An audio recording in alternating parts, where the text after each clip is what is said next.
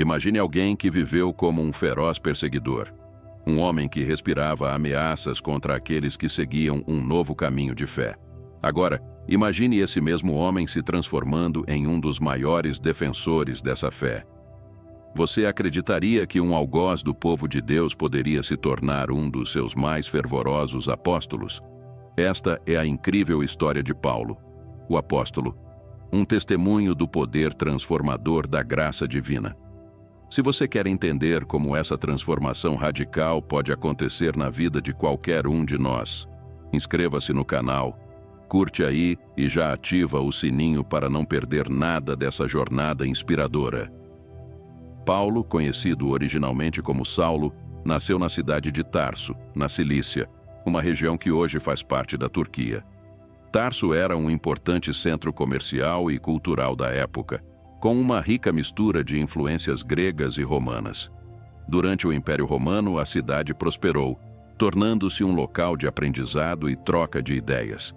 Essa diversidade cultural e intelectual moldou a formação de Paulo, que se tornaria um dos mais influentes líderes do cristianismo. Ele cresceu em uma família judia fervorosa e desde jovem foi educado nas tradições judaicas sob a tutela do renomado rabino Gamaliel. A educação rigorosa que recebeu não apenas lhe proporcionou um profundo entendimento das Escrituras, mas também o preparou para se tornar um defensor ardente da fé judaica. Com a sua formação e fervor religioso, Saulo se tornou um fariseu respeitado. No entanto, à medida que o cristianismo começava a se espalhar, a fé que ele havia defendido tornou-se alvo de sua oposição. Saulo via os seguidores de Jesus como uma ameaça à tradição judaica e, portanto, dedicou sua vida a erradicar esse novo movimento. Em Atos 9, versículo 1 a 2, a Bíblia nos mostra a intensidade do zelo de Saulo. E Saulo, respirando ainda ameaças e morte contra os discípulos do Senhor, dirigiu-se ao sumo sacerdote e pediu-lhe cartas para as sinagogas de Damasco, para que se encontrasse alguns que eram do caminho, assim homens como mulheres, os trouxesse presos a Jerusalém. A vida de Saulo era marcada por um propósito distorcido. Ele acreditava que estava servindo a Deus, mas sua paixão se transformou em ódio e violência. Ele participou da condenação e execução de Estevão, o primeiro mártir cristão, como uma maneira de reforçar seu compromisso com as tradições judaicas. A vida de Saulo mudou dramaticamente em sua jornada para Damasco. Enquanto caminhava, uma luz do céu o envolveu, e ele caiu ao chão, surpreso e amedrontado. Em Atos 9, 3 a 5, lemos sobre essa experiência monumental. E indo pelo caminho, aconteceu que ao chegar perto de Damasco, subitamente o cercou um resplendor de luz do céu. E caindo por terra, ouviu uma voz que lhe dizia: Saulo, Saulo, por que me persegue? E ele disse: Quem és, Senhor? E a resposta veio: Eu sou Jesus, a quem tu persegues. Essa experiência não apenas revelou a identidade de Cristo a Saulo, mas também o confrontou com a realidade de suas ações. Ele foi temporariamente cego pela luz, um símbolo da sua cegueira espiritual. Levado a Damasco, ele permaneceu sem comer ou beber por 3 dias, mergulhando em profunda reflexão e arrependimento. Enquanto isso, em Damasco, um discípulo chamado Ananias recebeu uma visão do Senhor, ordenando que fosse até Saulo. Hesitante, Ananias se preocupava com o passado violento de Saulo. Mas o Senhor lhe disse: Vai, porque este é para mim um vaso escolhido para levar o meu nome diante dos gentios e dos reis e dos filhos de Israel, pois eu lhe mostrarei quanto lhe importa sofrer pelo meu nome. Atos 9 e 15 a 16. Ananias obedeceu, curou Saulo da cegueira e o batizou. Essa interação não apenas restaurou a visão física de Saulo, mas também marcou o início de sua nova vida como Paulo, o apóstolo. Ele se tornou um instrumento poderoso nas mãos de Deus, um homem transformado, pronto para compartilhar o Evangelho com o mundo. Após sua conversão, Paulo se retirou para a Arábia, onde passou cerca de 3 anos em reflexão e preparação. Ele estava determinado a entender a nova fé que havia abraçado. Ao retornar a Damasco, começou a pregar o evangelho com fervor, surpreendendo a todos que o conheciam como perseguidor dos cristãos. Em Atos 9, 20 a 22, lemos: E logo nas sinagogas pregava a Jesus, que era o Filho de Deus. E todos os que o ouviam estavam atônitos e diziam: Não é este o que assolava em Jerusalém os que invocavam este nome? Essa transformação era tão impressionante que muitos se perguntavam se realmente era o mesmo homem. Paulo não se deixou abalar pelas críticas. Pelo contrário, ele se tornou um defensor ardente da fé cristã, viajando e pregando por várias cidades. As viagens missionárias de Paulo são um testemunho de sua resiliência e compromisso. Sua primeira viagem missionária, realizada ao lado de Barnabé, o levou a Chipre e à Ásia Menor. Ao longo do caminho, ele enfrentou perseguições, oposições e até tentativas de assassinato, mas sua fé inabalável o mantinha firme. Em Atos 14, 19 a 22, a Bíblia relata um dos momentos mais desafiadores de Paulo.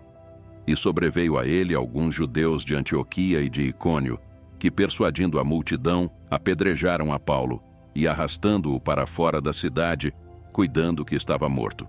Mas, rodeando-o, os discípulos, levantou-se e entrou na cidade, e no dia seguinte saiu com Barnabé para Derbe. Paulo não se deixava abalar por esses desafios. Cada nova cidade visitada era uma oportunidade de compartilhar a mensagem de Cristo e de construir a fé das comunidades que encontrava.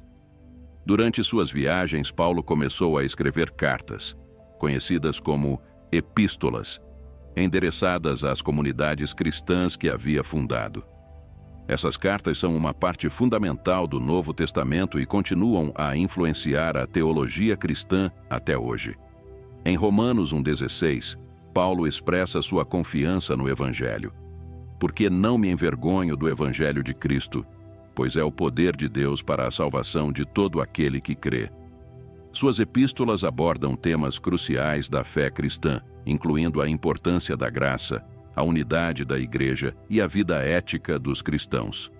Em 1 Coríntios 13, Paulo fala sobre o amor, descrevendo suas características. O amor é paciente, é benigno.